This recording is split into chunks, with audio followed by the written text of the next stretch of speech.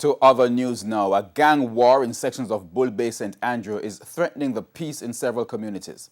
At least 9 people have been shot, 2 fatally in recent weeks.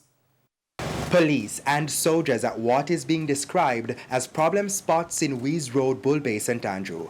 Just last Thursday, 5 persons were shot at this shop, 1 died. Residents who didn't want to speak on camera say they're fearful. They pointed to Bobo Hill, a remote section in the community that has reportedly been a safe haven for criminals. But the traditional Rastafarians are separating themselves from the criminals. Of the Most High God, Jah Rastafari. Christopher Morant is a priest at Bobo Hill. He acknowledged that the criminals exploit the sanctuary, but he is adamant that they're not part of the war. We is not here to lie to the media or lie to the world.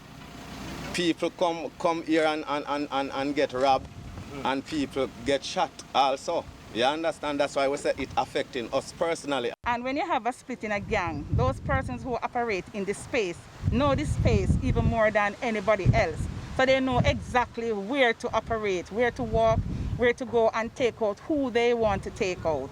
So with that caused the increase of crime and violence in this space. So we are here today try to speak with the residents to get further understanding of what is happening. Superintendent Tommy Lee Chambers, who is the commanding officer of the East Kingston Police Division, says areas like these are difficult to police. When asked what is the average response time, she says quick. However, the terrain is a problem, but she's hoping that community policing will help narrow that gap. Javon Keys, TVJ News.